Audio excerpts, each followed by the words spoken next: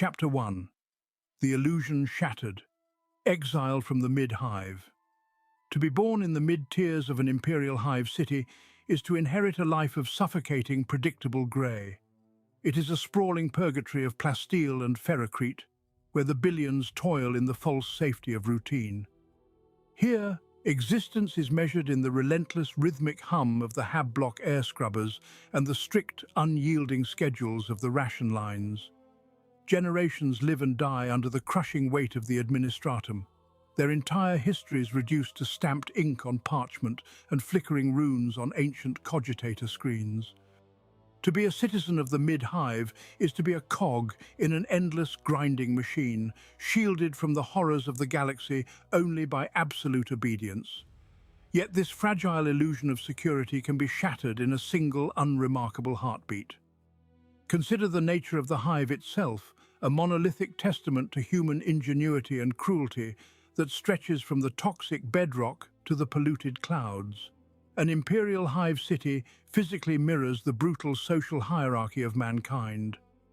The higher one ascends into the spires, the cleaner the recycled air becomes, and the purer the bloodlines of the nobility who look down upon the masses. In those rarefied peaks, light is a commodity, hoarded by planetary governors and the planetary elite. In the sprawling middle tiers, humanity is packed into dense, lightless layers, sustaining the upper echelons with their endless labor. But below the mid-hive lies the abyss, the forgotten sumps and foundational wastes where imperial law holds no sway.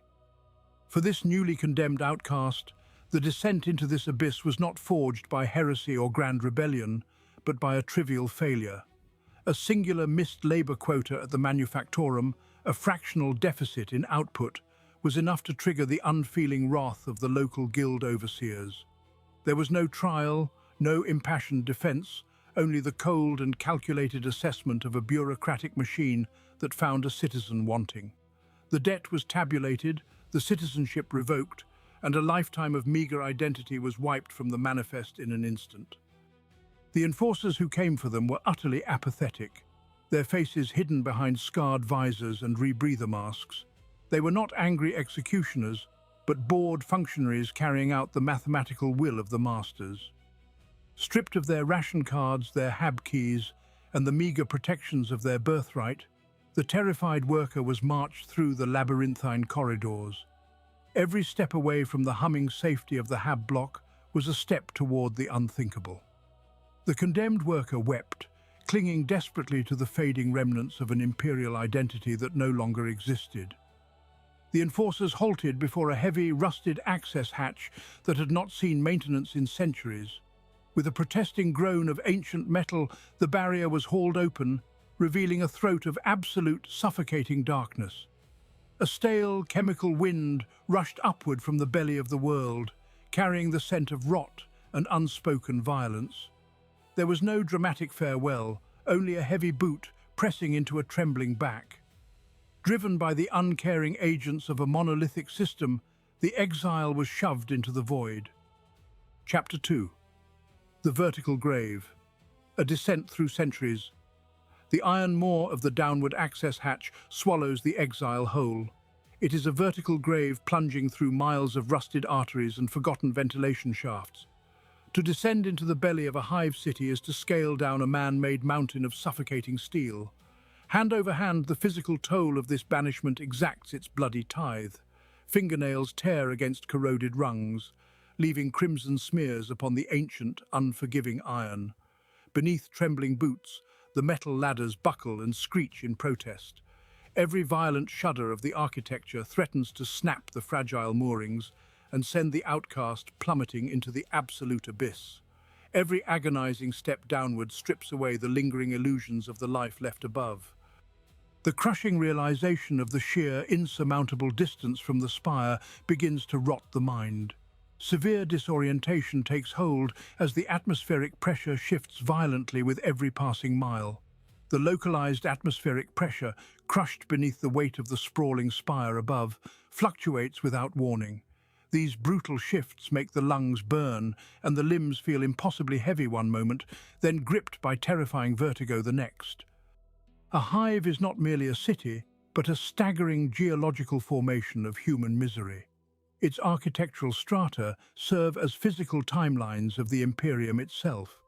The hab blocks and colossal manufactorums of the present are built directly upon the crushed, forgotten ruins of previous millennia. Down in these depths, history is compressed into suffocating layers of cracked ceramite, twisted plasteel, and powdered bone. Millions of souls lived, labored, and perished solely to lay the foundation for the level immediately above them. The exile climbs down through these dead epochs, trespassing through the entombed remains of countless sacrificed generations. Soon, the environment itself begins to violently mutate. The stale, recycled, yet predictably breathable air of the mid-hive is left far behind. It is rapidly replaced by brutal, dense updrafts that choke the exhausted lungs. These rising thermal currents are heavy with the bitter taste of ozone and the toxic stench of burning coolant. There is a deeper scent lurking within the unnatural wind, carrying the undeniable musk of systemic decay and festering rot. The lungs burn, desperately demanding oxygen that simply no longer exists in this hostile subterranean atmosphere. Profound physical exhaustion ravages the muscles, reducing the monumental descent to a primal act of mere survival. The vast, rhythmic hum of the upper manufactorums begins to fade into a terrible, oppressive silence. This vertical plunge carries the outcast further away from the light of the Emperor. They are falling past the final boundaries of civilized maintenance and order. The structural descent continues ever deeper, slipping hopelessly below the primary power grids that sustain the upper echelons of humanity. Warmth bleeds out of the surrounding iron, leaving only the biting chill of the forgotten underlevels. Slowly, inexorably, the comforting glow of artificial light begins to die. Chapter 3. The Fading Lumens. Erasure of Identity. Hours of relentless downward climbing have carried the lone wanderer through miles of forgotten architectural strata, far beyond the comforting machinery of the upper hab blocks. Here, at the ragged frontier of the lowest sanctioned maintenance decks, the very air grows stagnant and bitter with the taste of oxidized iron. The pale lumen strips, those artificial suns that have defined the boundaries of the protagonist's entire existence, begin to falter. These dying sodium bulbs flicker with the desperate, erratic rhythm of a failing organ. Each sputtering hiss of dying circuitry sounds like a eulogy for the civilized world left far above. To step beyond the reach of this sickly yellow light is to undergo a psychological death of unimaginable proportions. It is here that the physical descent aligns with a terrifying bureaucratic reality. Deep within the unfathomable continent-sized archives of the Administratum, there exists the dreaded classification of the null ident. By crossing this physical threshold into the unmapped abyss, the outcast ceases to be a recognized subject of the Golden Throne. The localized cogitator networks, those grand and decaying census engines that attempt to govern the lives of countless billions, simply no longer account for their biological existence. Somewhere in the distant gilded spires of the upper hive, a brass autoquill mechanically stamps a faded birth parchment with the cold ink of a nullification seal. They are officially and permanently dead to the Imperium of Man. The psychological trauma of this total erasure is profound and agonizing. It is a violent stripping away of the ego, a sudden and crushing realization that an imperial citizenship was the only fragile armor protecting them from an uncaring universe. Without that sacred designation, a human being is reduced to nothing more than raw, untethered biomass in the dark. There is a unique and suffocating horror in knowing that you have fallen completely off the edge of the charted galaxy while still standing upon the bedrock of your own home world. No localized distress beacon possesses the strength to penetrate these ancient, densely packed bulkheads. No armored patrol of the local magistratum will ever march down these crumbling iron stairwells to enforce planetary law or offer a shred of salvation. Even desperate, weeping prayers to the master of mankind seem to shatter against the oppressive, polluted atmosphere of these forgotten depths. The protagonist is now a phantom, a living ghost wandering through the rotting skeletal foundations of human civilization. The fading glow of the overhead fixtures offers the very last fleeting comfort of the known universe. The glass tubes hum with a final, agonizing resonance. Then, with a sudden and pathetic spark, the last lumen strip dies entirely. The absolute suffocating darkness of the deep Underhive rushes in to swallow the wanderer whole. Chapter 4. The Threshold of the Abyss. A world without a sun. The final rusted rung crumbles into powder beneath weary boots, surrendering entirely to the void. The long descent is finally over. Here, at the absolute nadir of the Hive City, the darkness ceases to be a mere absence of light. It becomes a physical, oppressive entity. It is a pitch-black ocean, thick and heavy, pressing against the fragile eyes of the intruder with the suffocating density of a cold, stagnant liquid. There are no glowing lumen strips remaining to cast even the feeblest amber halo. The protagonist stands utterly blind at the edge of an uncharted subterranean wasteland. They are now completely severed from the Auspex grids and the uncaring gaze of the planetary enforcers above. A deep, shivering paralysis takes hold of their limbs. It is born not merely of instinctual fear, but of an overwhelming, sanity-shattering claustrophobia. Directly above this trembling human frame rests an unending steel sky. It is a terrifying artificial firmament composed of billions of tons of macro-rockcrete, corroded plasteel, and the petrified foundations of forgotten architectural epochs. The sheer gravitational malice of the towering spire presses down constantly, threatening to crush the human mind long before it can break the physical body. Throughout the colossal expanse of the Imperium, countless billions of toiling souls live and die without ever laying eyes upon a natural open sky. In the higher habitation zones, they at least possess the harsh glare of artificial illumination to simulate the endless cycles of labor and rest. Down here in the deepest, most forsaken abyss, the very concept of a sun is nothing more than a dangerous, heretical fairy tale. To speak of a solitary, blazing star that freely warms the skin is to invite immediate accusations of madness. Such astronomical truths are aggressively dismissed as the delirious ravings of chem addicts or the forbidden whispers of sub-level seditionists. Generations of scavengers and outcasts have festered in this absolute unending gloom.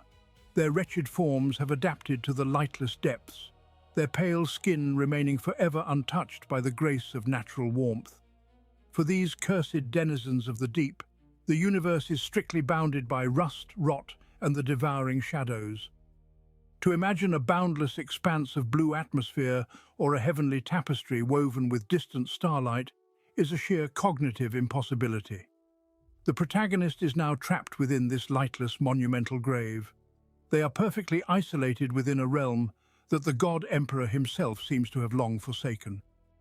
The surrounding silence is absolute, broken only by the frantic, erratic beating of a terrified human heart. Every direction is exactly the same, presenting an endless, featureless void that cruelly mocks the very idea of navigation. Standing frozen at the threshold of this nightmare, survival demands a conscious, brutal rejection of everything previously known about the civilized universe. The paralyzed muscles must be forced to uncoil, and the burning lungs must prepare to draw life from the decaying atmosphere. Trembling in the suffocating blackness, the protagonist opens their mouth to take a deep, shuddering first breath of the ancient, unscrubbed air. The endless plummet ends not with a fatal impact, but with a suffocating embrace. To simply exist in the deepest abyss of the Underhive is to wage a perpetual war of attrition against the very atmosphere. Here, in the crushing dark, the air ceases to be a life-giving force and becomes an invasive weapon. A dense, heavy smog of sickly yellow and necrotic green clings to the rusted bulkheads like a festering shroud. With the very first ragged breath, the newly exiled soul experiences the true, exquisite agony of the sump floor. The acidic mist instantly sears the soft tissue of the lungs and coats the eyes in a stinging, weeping glaze of chemical tears. Breathing is no longer an autonomic, thoughtless function of the human body. It is a conscious, desperate labor, demanding a terrible physiological toll for every lungful of poisoned vapor. To understand this atmospheric torment is to understand the cruel, mechanical hierarchy of a living hive city. Far above, the noble spires pierce the planetary cloud canopy, basking in pure, filtered oxygen and radiant starlight. That purity is purchased directly with the suffering of the billions who dwell beneath them. The colossal macro fans and gargantuan atmospheric cyclers of the upper manufactorums are not designed to purify the air, but merely to displace the filth. Every standard hour, millions of tons of heavy industrial exhaust, vaporized promethium, and corrosive chemical byproducts are violently driven downward. Titanic ventilation shafts force the toxic exhaust through the mid-hive and the lower habitations, pushing the deadly clouds ever closer to the world's crust. Gravity and relentless atmospheric pressure compress these toxic humors into the lowest levels of the city, where they settle permanently. The sump is the final, stagnant repository for the gaseous sins of the entire hive. It is an environment wholly hostile to organic life, yet it is the only air available to the wretched souls condemned to walk this abyss. The protagonist feels this terrifying reality settling deep into their chest as the toxic particulates bond with their lung tissue.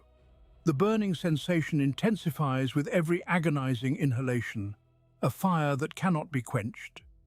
A violent, ragged spasm suddenly racks their trembling frame.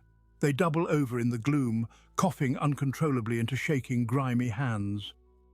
When they pull their palms away from their face, the dim, sickly light of the surrounding fungus reveals a thick, viscous smear of black phlegm.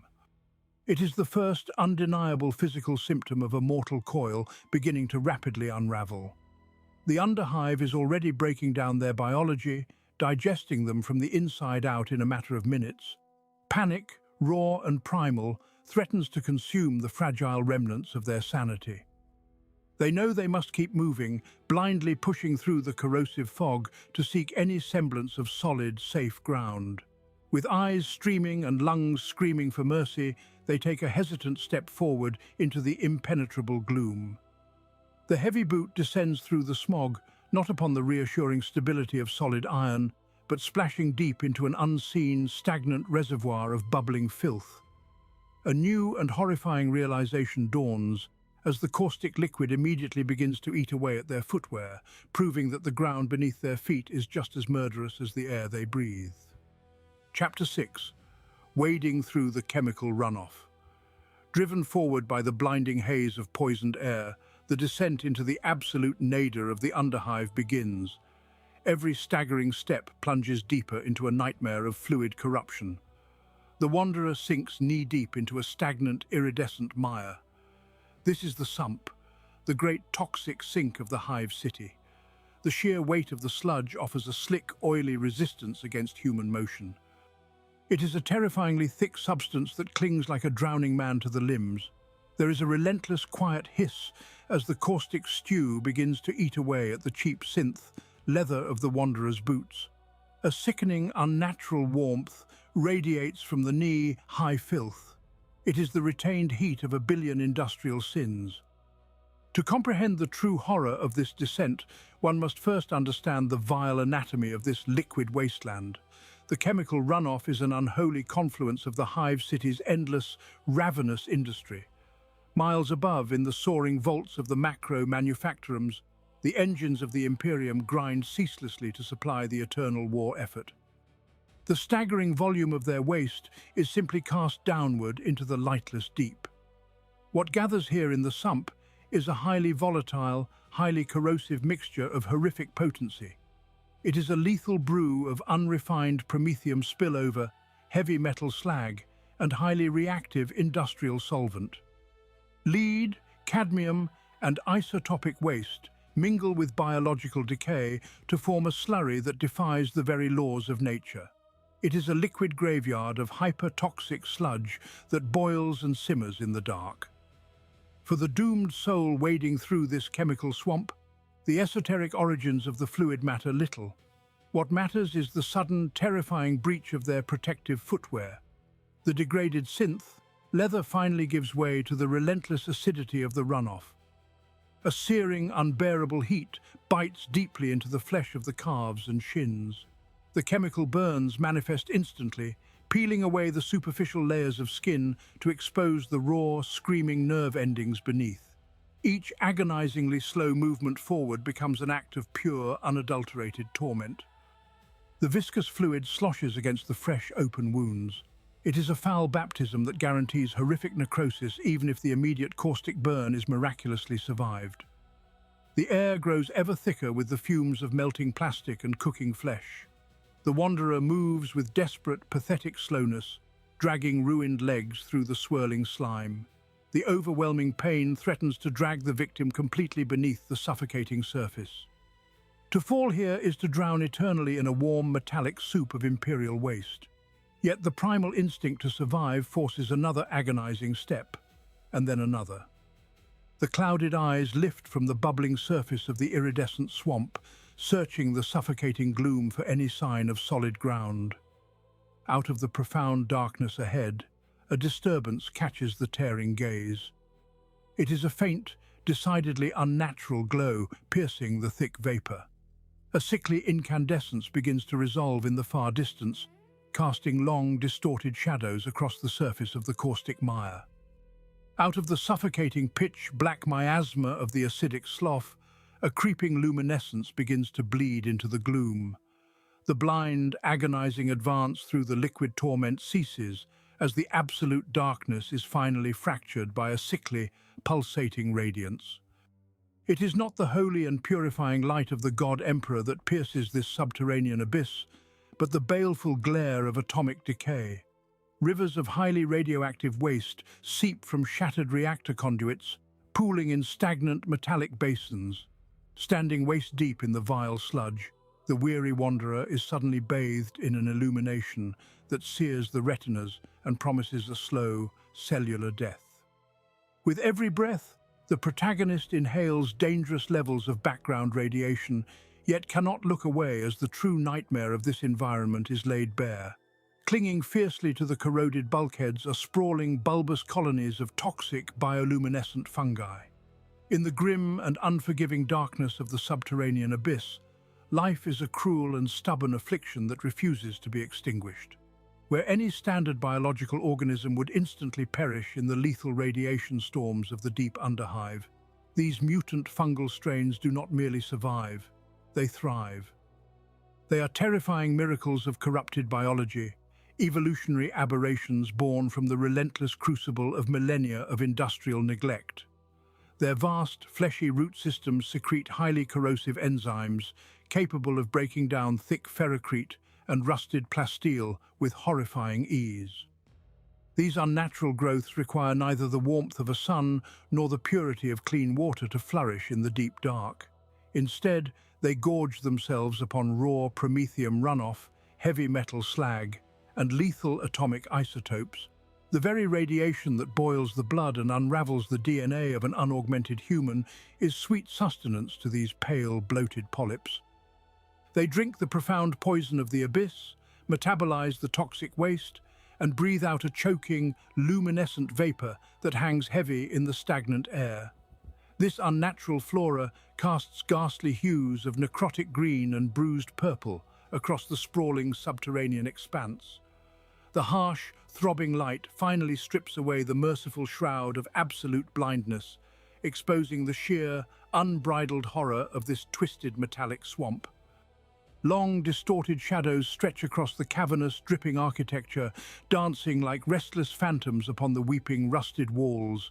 Every jagged spar of ruined machinery becomes a looming monster, silhouetted against the tainted radioactive glow. Yet as the stinging radiance forces the naked eye to adjust to the nightmare, a far more terrifying truth reveals itself through the colored haze. The shadows are not merely tricks of the sickly light, and the silence of the swamp is an illusion. Amidst the glowing spore clouds and the radioactive shimmer, the twisting vines and creeping stalks begin to undulate with deliberate predatory purpose. This toxic wasteland is not a dead, forgotten tomb of industry. It breathes, it shifts, and it is overwhelmingly alive. Chapter 8. the sump as a mechanical kidney. In the sickly, unnatural luminescence of the fungal blooms, a hidden nightmare comes to terrifying life. The pale, sickly light reveals a ceaseless, scuttling frenzy at the base of the massive, weeping stalks. Countless microfauna, mutated far beyond any recognizable imperial taxonomy, gorge themselves upon the irradiated sores of the cavern floor. For a fleeting moment, one can only look upon this wretched tableau with a profound and paralyzing awe. This abyssal realm is no mere dumping ground for the gilded spires above. It is a living, breathing, and malignant ecosystem. It operates as the grand, mechanical kidney of the entire hive city. Far above these suffocating depths, 1 trillion souls labor, bleed, breed, and die in the name of the God Emperor. Their miserable existence generates an unimaginable torrent of biological excrement, caustic industrial runoff, and arcane alchemical poison. Relentless gravity draws this venom downward, creating a ceaseless rain of lethal refuse that cascades through thousands of miles of rusting plasteel pipes and shattered ventilation shafts. If this corrosive deluge were left completely unchecked, it would pool at the very foundation of the Great Spire. The sheer concentration of raw acid and radioactive sludge would eventually dissolve even the colossal macro-ferrocrete foundations, sending the entire continent-sized metropolis crashing down into the subterranean void. Yet the mighty hive remains standing, saved by the very abominations the zealous Ministorum clerics seek to purge. The grotesque biology of the deep Underhive serves as an unintentional, living filtration system for the masters above. The lowest vermin consume the raw chemical sludge, their corrupted metabolisms miraculously binding the lethal heavy metals and synthetic acids into their own diseased flesh. In turn, larger horrors feed upon these scavengers, concentrating the deadly toxins further up the dark food chain. Every multi-limbed mutant rat, every blind-armored crawler, and every bloated sump spider acts as a biological vessel of purification. They hoard the collective poison of 1 trillion oblivious citizens within their own vile bodies. There is a majestic, sickening harmony to this perpetual cycle of decay and consumption. Life down here is a subterranean furnace fueled entirely by death, an ecosystem birthed from the absolute negligence of the aristocratic lords who dwell above the toxic clouds. The lone watcher stands frozen in the spore-choked air, marveling at the sheer resilience of this horrific biological machinery. However, the deep Underhive does not tolerate idle observation for long. The frantic skittering of the microfauna suddenly ceases, replaced by a terrible, suffocating stillness. Beyond the pale halo of the glowing fungi, the oppressive darkness begins to ripple and shift. The heavy, wet sound of displaced sludge echoes menacingly through the grand cavern. Something vast and unfathomably hungry has caught the rare scent of uncorrupted flesh. The quiet reverence of the moment shatters completely as the true apex predators of the sump begin to stir in the blackness. Chapter 9. Shadows in the Rad-Glow. The hunt begins. The fragile piece of the fungal grove shatters in an instant. The sudden, wet splashing of heavy, unnatural footsteps drags the lone traveler from their quiet observation. Survival instinct takes hold with a violently cold grip. Pressed tightly against the weeping iron of a decaying promethium pipe, the prey freezes in absolute primal terror. The oppressive silence of the understrata is viciously torn apart by a symphony of auditory nightmares. High-pitched, ragged shrieks echo through the sprawling subterranean canyon. They are answered by the sickening rhythmic clicking of elongated bones, snapping and grinding into place. Deep, guttural growls vibrate through the stagnant air, sending ripples across the surface of the toxic sludge. In the sickly, unnatural luminescence of the ambient Rad-Glow, shadows begin to move. Malformed silhouettes dart with terrifying fluid speed between the colossal rusted pillars of the sector. These are the true denizens of the abyss. They are hunting as a coordinated pack, driven by an insatiable, blinding hunger that eclipses all reason. Before the inevitable violence claims this trembling soul, one must understand the nature of the beasts circling in the dark. To the rigid dogma of the Adeptus Ministorum, A mutant is a profane abomination universally deserving of the holy pyre. Yet the grand, dust-choked archives of the Imperium draw a cold, clinical distinction between the damned. There is the spiritual corruption of the warp, where the touch of the arch-enemy twists flesh to mirror the rot of a treacherous soul. That is a mutation born of willing heresy, a willing surrender to the primordial annihilator. The horrors stalking this dripping corridor are of a vastly different, yet equally tragic origin. They are the wretched byproduct of 10 millennia of industrial neglect. Countless generations of baseline humans have been subjected to the slow, agonizing poison of chemical runoff, heavy smog, and rampant radiation. Their genetic code has been degraded and forcibly rebuilt by the harsh environment of the Underhive. This slow degradation has stripped away their humanity until only the feral instincts of an apex predator remain. They are not tainted by the machinations of chaos, but rather by the monumental, crushing indifference of mankind itself. Imperial law demands their utter extermination all the same. A roaring, heavy stubber round makes no distinction between a twisted child of the warp and a desperate child of the toxic sump. Both are an affront to the sacred human form. The tempo of the hunt rapidly accelerates.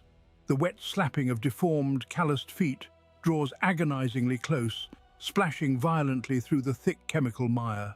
The unnatural clicking of overgrown joints grows deafening, echoing from every conceivable angle in the darkness. The pack has caught the scent of clean, uncontaminated blood. The radioactive fog swirls violently as another massive silhouette lunges from the rusted cover of a fractured stanchion. The decaying Promethean pipe offers no true salvation for the paralyzed observer. The darting shadows finally converge into monstrous reality, their pallid, tumorous forms illuminated by the harsh, unrelenting chemical light. With a final, blood-chilling roar, the pack descends upon their paralyzed quarry. The voracious darkness violently swallows the screams, eagerly pulling another forgotten life into the endless gnashing maw of the Underhive. Chapter 10. The Skirmish for the Sump Rat. The darkness shattered into a frenzy of flailing limbs and guttural shrieks. The devolved hunters descended upon their prize with a terrifying, mindless velocity. Caught directly in the path of the sudden onslaught, the solitary wanderer was nearly crushed beneath a stampede of twisted, asymmetrical forms. These wretched scavengers hurled themselves upon the hulking mass of a disease-ridden sump rat. The violence that unfolded was an agonizing display of raw, animalistic desperation.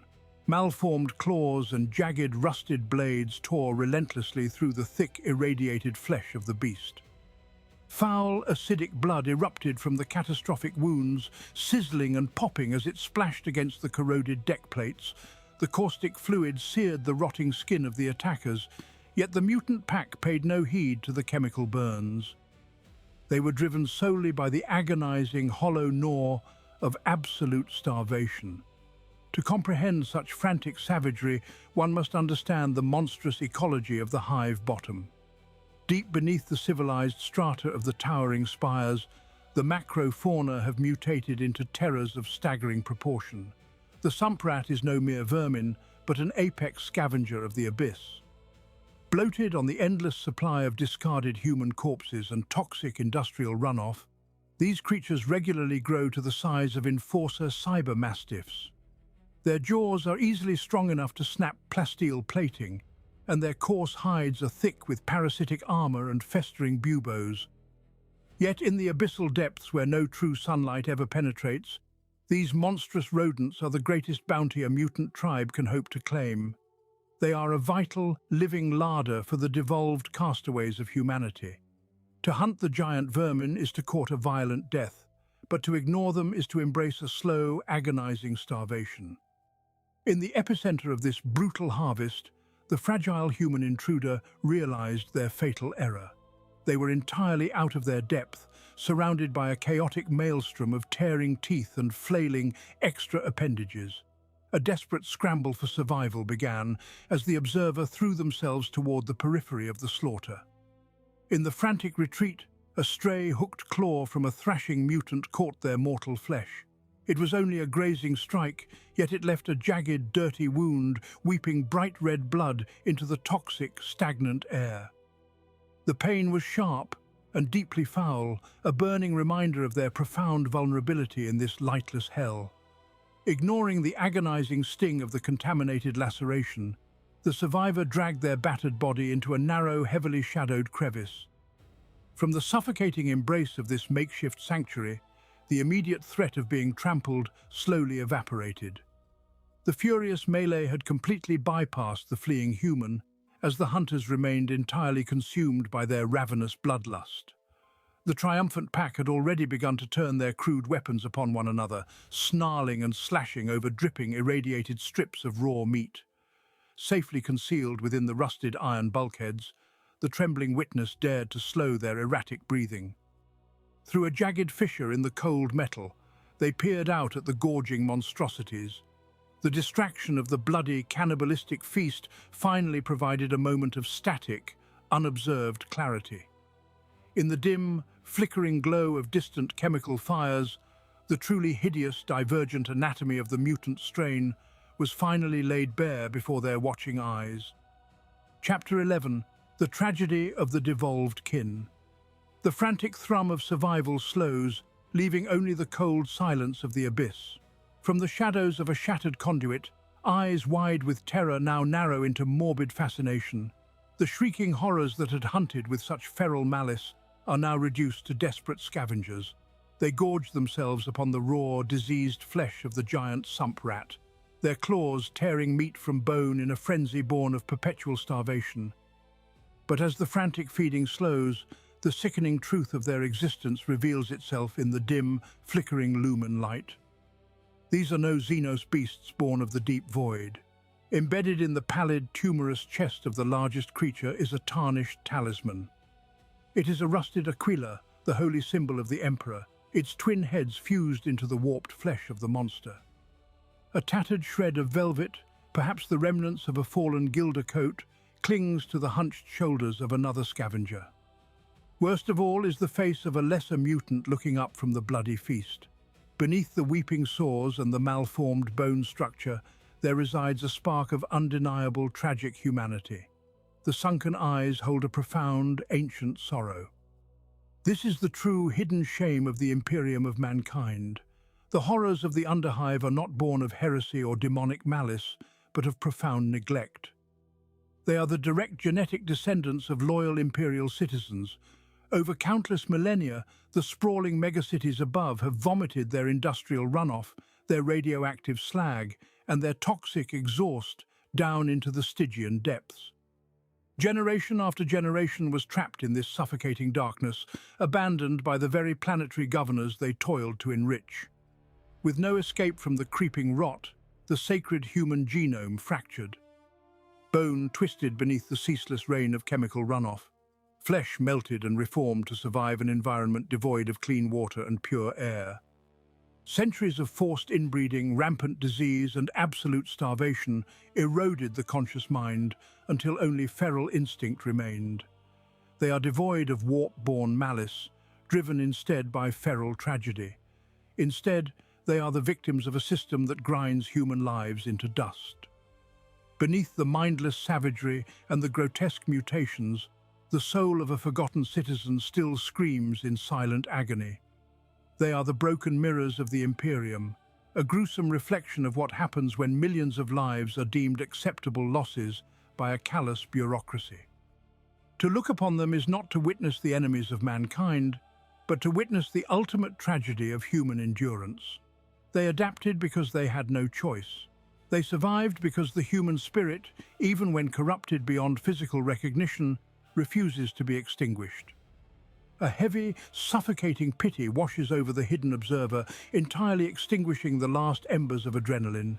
The beasts weeping over their grim meal are the true, tragic heirs of the world above. This crushing realization forces a slow, trembling gaze upward into the impenetrable dark. Beyond the rusted grates, beyond the dripping chemical stalactites, the massive weight of the Hive City presses down like a physical manifestation of tyranny. The endless miles of steel and stone suddenly take on a new, horrifying context. Chapter 12. The Epiphany of Absolute Neglect. The revelation of their humanity brought no pity, only a suffocating, paralyzing despair. The outcast tilted their head backward, straining their neck to gaze up into the impenetrable, suffocating blackness of the steel sky. There were no stars here, only miles of crushing iron, plasteel, and the dripping bellies of 1,000 upper sectors weighing down upon his soul. In that suffocating darkness, the true psychological gravity of his existence finally settled over him. It was the epiphany of absolute neglect. Here, in the rusted bowels of the Underhive, humanity had been reduced to an existence so wretched that a man would eagerly carve out the throat of his own brother for a single, tumorous scrap of irradiated rat meat. Yet far above the smog and the suffering, the high-born lords of the spire revelled in unimaginable gluttonous wealth.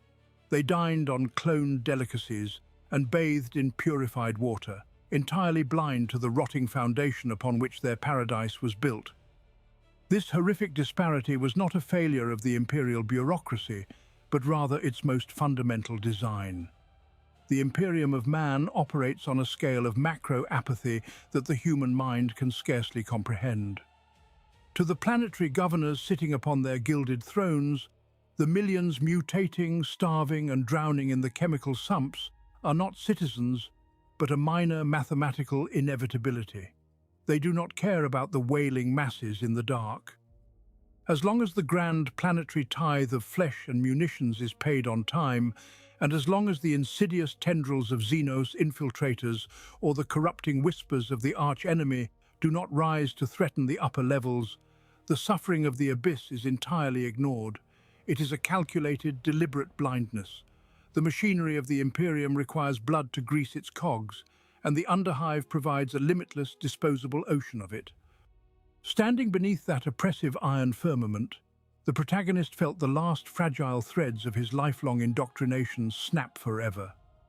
The gilded promises of the Ministorum clerics, the hollow hymns of salvation, and the lingering loyalty to the distant golden throne evaporated in the caustic air. The Emperor of Mankind, if he truly sat upon terror, was as blind and deaf to this misery as the gluttonous nobles in the clouds above. There was no divine salvation waiting in the dark. There was only the cold, mechanical reality of a forgotten world. A sharp sizzle against his rusted pauldron pulled him from his bitter awakening as the heavy, acidic droplets of a toxic rain began to fall from the pipe networks above. The mutant pack that had claimed the previous chamber was already howling in the shadows, their hunger echoing through the twisting corridors. He could not stay here to die a meaningless death in the rising chemical flood. Dragging his exhausted, battered body forward, he sought salvation not from the heavens, but from the industrial ruin surrounding him. Through the stinging downpour and the suffocating gloom, his eyes locked onto a colossal silhouette. He stumbled desperately toward the massive, humming mechanical structure that loomed in the distance, its deep, rhythmic vibrations promising the only shelter left in a godless abyss. The tangled nightmare of the fungal thicket parts at last before the desperate thrusts of the survivor. Behind lies the mutant feeding ground, a place of snapping jaws and torn flesh that will forever haunt the waking hours of the lucky few who escape it. Ahead lies a different kind of terror, heralded by a slow, tectonic rhythm that shakes the very bedrock of the sump. It is the heavy, relentless thud of industrial machinery beating like a colossal mechanical heart in the center of the dead zone.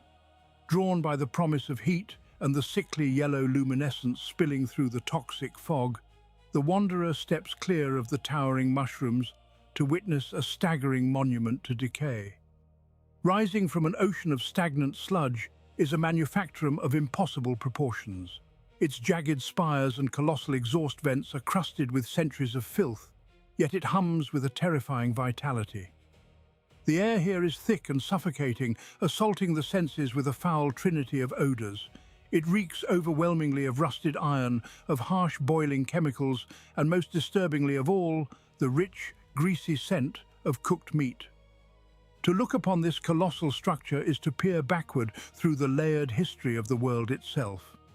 At the absolute nadir of every great hive city rest the foundation stones of the first colonizers, the pioneers who conquered the stars before the long night fell. Hidden beneath miles of crushed rockcrete and forgotten habitation sectors, miraculous fragments of early imperial architecture and true archaeotech often survive the millennia. Yet they are rarely preserved in their former glory. Instead, these holy geometries and miraculous mechanisms are cannibalized, repurposed by the desperate denizens of the Underhive to serve the grimmest of tasks. What might once have been an atmospheric purifier or a macronutrient synthesizer is now a groaning abattoir of rusted gears and grinding pistons. The facility is heavily automated, operating under the sluggish commands of ancient machine spirits that have long since gone mad in the dark. Patrolling the perimeter and tending to the conveyor belts are legions of servitors, their biological components swollen and grey. These lobotomized unfortunates are entirely indifferent to the wider world, their dead eyes fixed solely upon the repetitive, gruesome tasks burned into their neural cortexes. They do not notice the lone survivor shivering at the edge of the sludge lake. They care nothing for the protagonist who now stares up at the monolithic walls, driven mad by the aroma of rendering fat and the desperate hope of shelter. With no path back through the hungry shadows of the wasteland, the outcast has only one choice. Drawn like a moth to the infernal glow of the processing vats, the survivor begins to sneak through the rusted outer bulkheads, slipping past the mindless cyborgs in a desperate search for sustenance and sanctuary in the belly of the beast. Chapter 14. The Corpse Guild's Harvest. The shadows of the Manufactorum parted to reveal a truth far worse than the darkness he had fled. He stood paralyzed upon the rusted catwalk, choking on an atmosphere thick with the copper stench of old blood and the sour tang of ruptured bowels. Beneath him stretched a mechanized slaughterhouse of unfathomable proportions. The sheer scale of the atrocity anchored his boots to the grating, his mind fracturing against the ceaseless, deafening rhythm of industrial grinding. Massive conveyor belts, slick with rendered fats and weeping fluids, crawled like iron serpents through the gloom. They carried the boundless refuse of the Underhive in a slow, mournful procession. Tangled mounds of dead mutants with twisted limbs lay piled atop the corpses of executed gangers, their bodies still bearing the scorched craters of Enforcer Lastfire. Beside them rested the frail, hollowed husks of starved vagrants, swept from the gutters and dropped from the upper spires directly into this subterranean maw. This was the undisputed domain of the Corpse Guild. Within the absolute and unforgiving statutes of local planetary governance, their morbid industry was not considered a crime, but a sacred and heavily regulated necessity. A hive city is a sealed ecosystem, a closed-loop purgatory suffocating beneath the weight of 1 trillion desperate souls. In such a starved environment, the very concept of burying the dead is a gross heresy of waste. Flesh, bone and blood are vital biological resources demanded by the unending tithe to sustain the living workers of the Imperium. The Administratum recognizes no sentimentality in death, nor does it mourn the passing of the weak. Once the soul departs for the Emperor's harsh judgment, the mortal shell immediately becomes the rightful property of the Guild, subject to the brutal mathematics of survival. He watched, bile burning the back of his throat, as iron teeth the size of assault transports descended upon the macabre harvest. The wet, sickening crunch of pulverizing bone echoed through the cavernous chamber, a sound that resonated deep within his own ribs. Monstrous servitors with heavy hydraulic shovels grafted to their forearms worked in mindless, twitching unison. They scooped the ruined, weeping remnants of humanity into the rusted mouths of giant hopper vats. Rivers of maroon slurry poured from the crushers, separating marrow from meat in a cascade of industrialized butchery. The machinery did not judge the flesh it consumed. Sinner and saint, mutant and magistrate, all were reduced to the same uniform paste in the belly of the merciless guild. The stench was absolute, a physical weight that pressed against his lungs with every ragged breath he dared to take. Yet the horrific magnetism of the assembly line refused to let him turn away, drawing his eyes further down the rusted path of the manufactorum.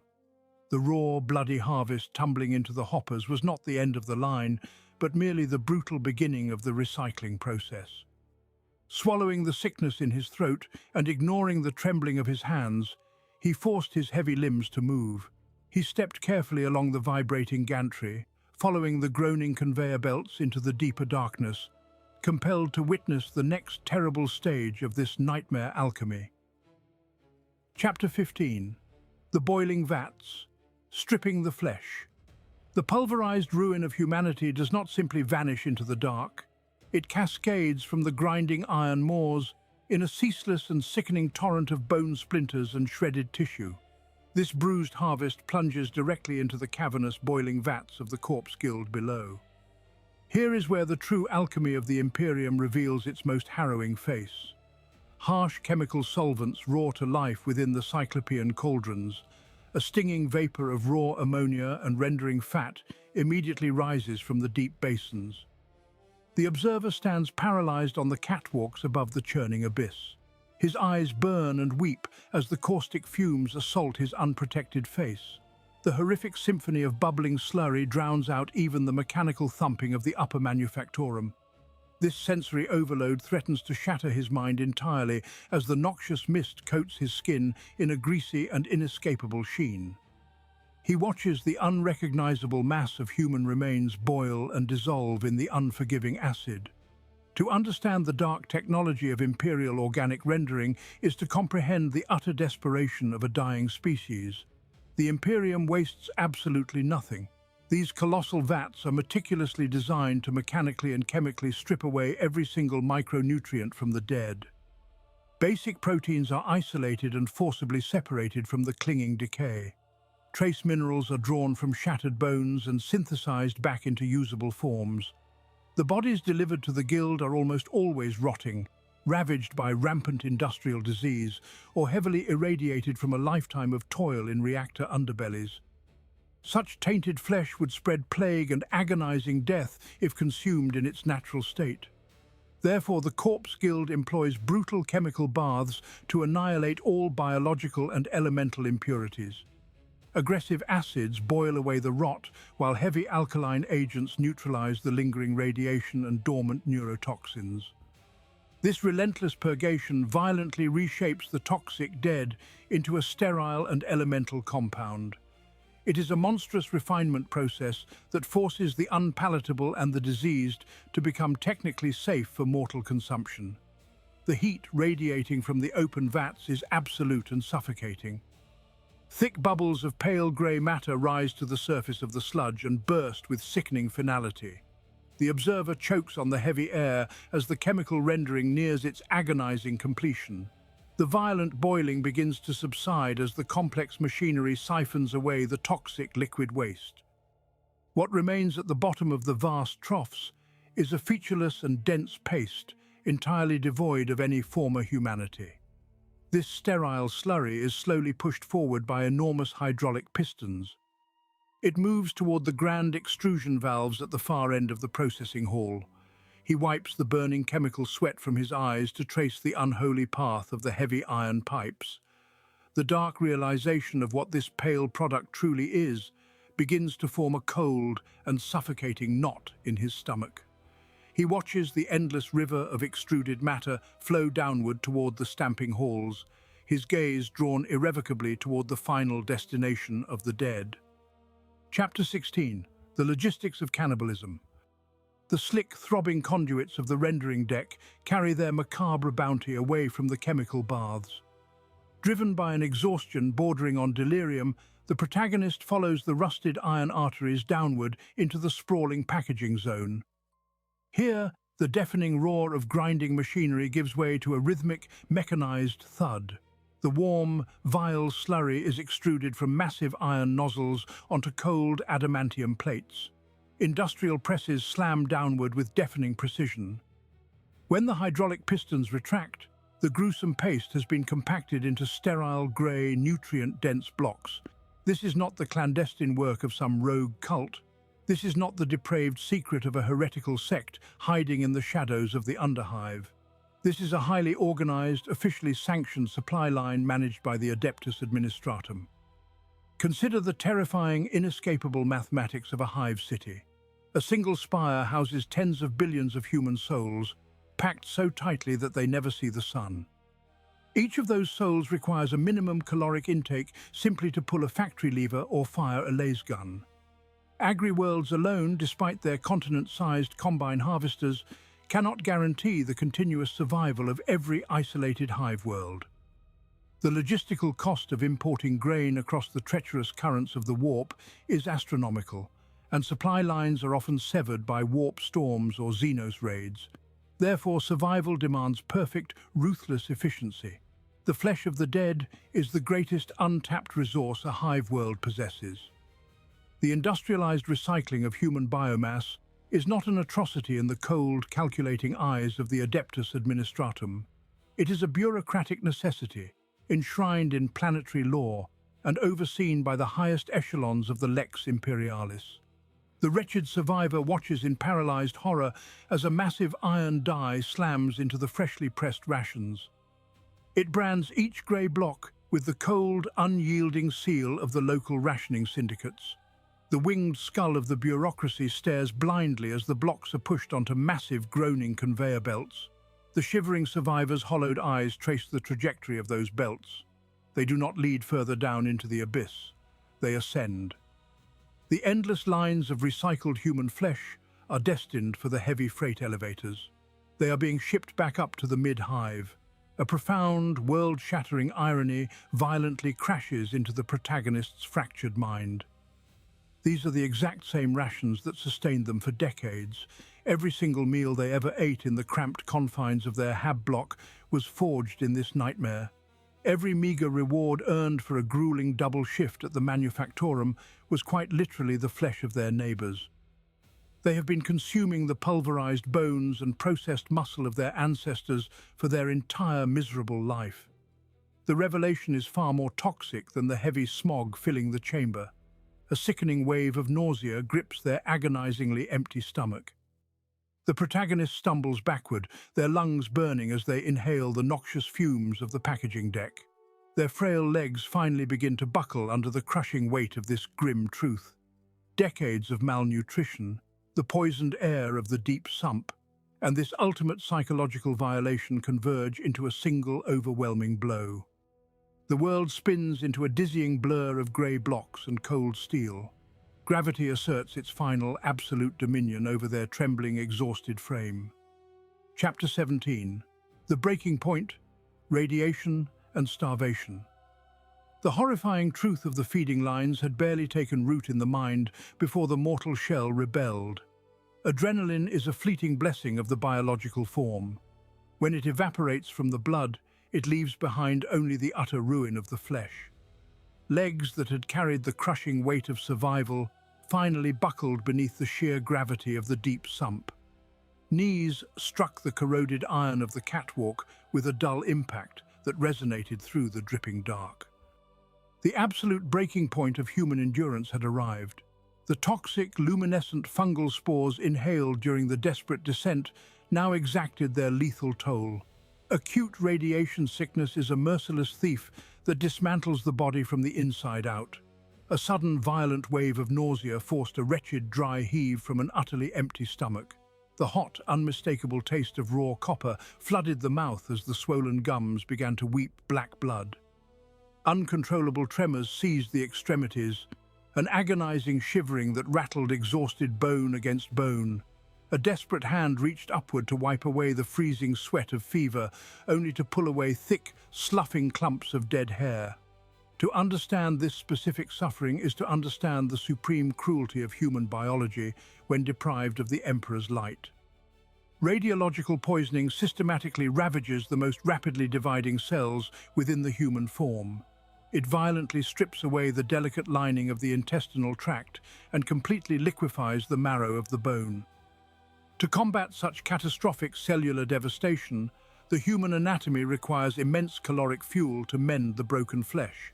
Yet the agonizing reality of extreme malnutrition leaves the internal organs feeding upon themselves in the dark. The starving body frantically digests its own muscle fibers and connective tissues just to keep the failing heart beating for another hour. In the glittering upper spires of the Hive City, a dying noble might receive miraculous gene therapies and purified vitae transfusions from highly exclusive rejuvenate adepts. Down here in the suffocating, forgotten depths of the Underhive, there are no sterile medici wards. There are no white-clad chirurgeons descending from the heavens to stitch together the fraying threads of a meaningless life. There is no divine cure coming to wash away the taint of the atom. There is only the indifferent dark and the cruel binary choice between immediate, savage survival or an agonizing death. The pain of extreme starvation is not merely a sensation of hollow emptiness. It is a living, jagged entity that frantically claws at the inside of the ribs. It systematically erodes higher reasoning, turning the devout mind into a feral, rabid beast entirely incapable of moral thought. The profound disgust and spiritual horror felt just moments ago began to dissolve under the overwhelming primal imperative to simply exist. Vision blurred at the edges, narrowing the world down to a singular, terrible focus. Through the dizzying, sickening haze of radiation sickness and starving delirium, the rhythmic clanking of the heavy manufactorum pulled the heavy gaze forward. The scent of processed meat and chemical preservatives drifted through the stagnant air. Just below the edge of the rusted grating rolled the heavy iron conveyor belt, carrying endless steaming slabs of freshly pressed corpse starch. Reason had perished in the shadow of failing flesh. Driven by a primal, undeniable instinct to persist, the wretched soul forced ruined limbs to move. Higher thought dissolved entirely into the reptilian demands of an empty stomach and radiation-scorched veins. Morality is a fragile luxury, one reserved only for those who do not stand upon the precipice of absolute oblivion. Every agonizing inch gained across the rusted grating was a testament to the stubbornness of human biology. Fingernails tore against unyielding iron as the protagonist dragged their failing body toward the rhythmic churning of the loading belts. Standing sentinel over this mechanical river was a blind, monotask servitor. Its organic eyes had been scooped from their sockets decades ago, replaced by cruel augmetic plates and auditory sensors that twitched with mindless vigilance. To bypass this lobotomized guardian required a torturous exercise in silent suffering. The thief dragged their shattered frame beneath the sensory arc of the cyborg, holding their breath until their lungs burned with toxic fire. A single cough or a careless scrape of bone against iron would bring swift mechanical execution. Yet the sheer, terrifying desperation of starvation guided their trembling hands with unnatural, silent precision. Flesh met the moving iron of the conveyor.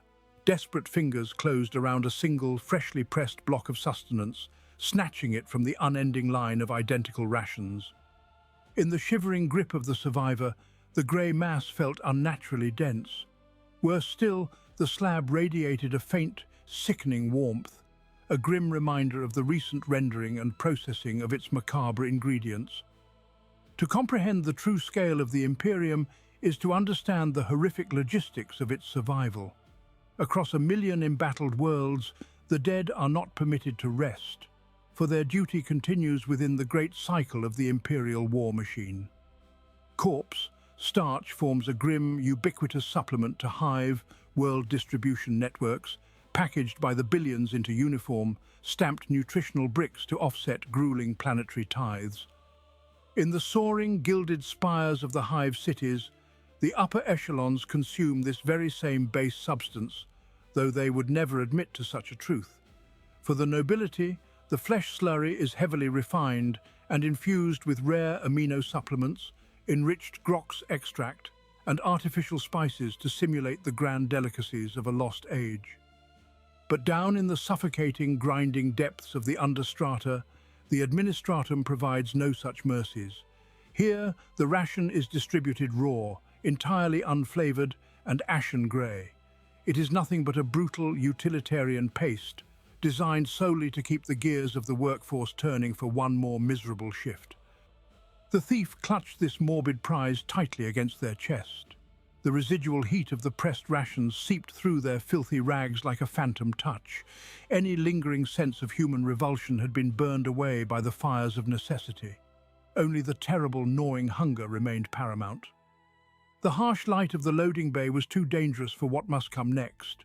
With agonizing slowness, the survivor slithered backward, melting into the pitch-black safety of a hidden, forgotten maintenance alcove. There, concealed from the unblinking gaze of men and machines alike, the desperate would finally feed. Chapter 19. The Taste of Recycled Humanity. In the suffocating dark of the rusted maintenance crawlspace, trembling fingers lift the stolen grey block to cracked and bleeding lips. The jaws part, driven by an ancient predatory instinct far stronger than the fragile remnants of the human mind. Teeth sink deeply into the dense, unyielding mass of the corpse, starch ration. Instantly the mouth is invaded by a chalky, gritty texture that coats the tongue in the inescapable flavour of synthetic ash and harsh chemical preservatives. A wet, sickening crunch reverberates through the skull as molars grind down on a jagged piece of improperly filtered bone, meal. In the sprawling hives of humanity, the Imperium relies on a profound and deliberate psychological conditioning to sustain its countless billions. From the highest spires to the lowest underhive sumps, citizens are strictly conditioned from birth to never question the origin of the sustenance provided by the grace of the Golden Throne. The Adeptus Ministorum preaches relentlessly that to feed the living is the final, most noble duty of the honoured dead. It is a necessary ignorance, a collective state-sanctioned delusion manufactured to keep the endless cogs of the eternal war machine turning without the paralysing friction of moral revulsion. But there is no blissful ignorance left in the dripping dark of the crawlspace today. The fugitive knows exactly what fills their mouth, tasting the absolute degradation of their species. Every foul, desperate chew brings the horrifying realization that they might be consuming the mutated ganger they watched die violently upon the factory floor just 1 hour before. The bruised flesh of the fallen, rendered down in the boiling industrial vats of the local manufactorum, has become the bitter salvation of the survivor. The human body instinctively revolts against this ultimate grotesque transgression. A violent, involuntary gag reflex seizes the throat, desperately trying to expel the blasphemous slurry of recycled humanity. Yet the will to live is a monstrous and unforgiving taskmaster. Tears stream uncontrollably down soot-stained cheeks as the fugitive forces the throat to swallow, willfully and forcefully suppressing the biological urge to vomit. They chew frantically, weeping silently in the oppressive gloom, forcing the grim, lifeless paste down into an empty, agonizingly cramped stomach. The crude caloric intake begins its dark work almost immediately, sending vital, stolen energy to exhausted muscles and a starving brain. The spirit is utterly shattered, broken beyond any conceivable hope of repair, even as the biological vessel is stubbornly sustained by the dead. With every forced, agonizing swallow, the horrific truth of the imperial condition settles heavily into a dying soul. There is no inherent dignity in survival here, no grand destiny waiting in the cold stars for a chosen savior. The galaxy is nothing but an endless, churning meat grinder of flesh, steel, and suffering. They finally understand their true, insignificant place in the Emperor's grand design. They are merely walking biomass, temporarily permitted to draw breath until the inevitable day they too are slaughtered and fed back into the nutrient vats to nourish the next wretched generation of the damned. Chapter 20. The Mechanical Stomach, a Cog in the Grinder. The grey paste slides down a throat raw from toxic ash and desperation. It tastes of copper, of marrow, and of 1,000 nameless souls who surrendered their flesh to the great rendering vats. With that single agonizing swallow, the final fragile shred of humanity is digested. To consume the dead is to become intimately bound to the eternal, inescapable cycle of the Hive City. This is the absolute, unvarnished truth of the Imperium of Man, stripped of its golden eagles and soaring cathedral spires.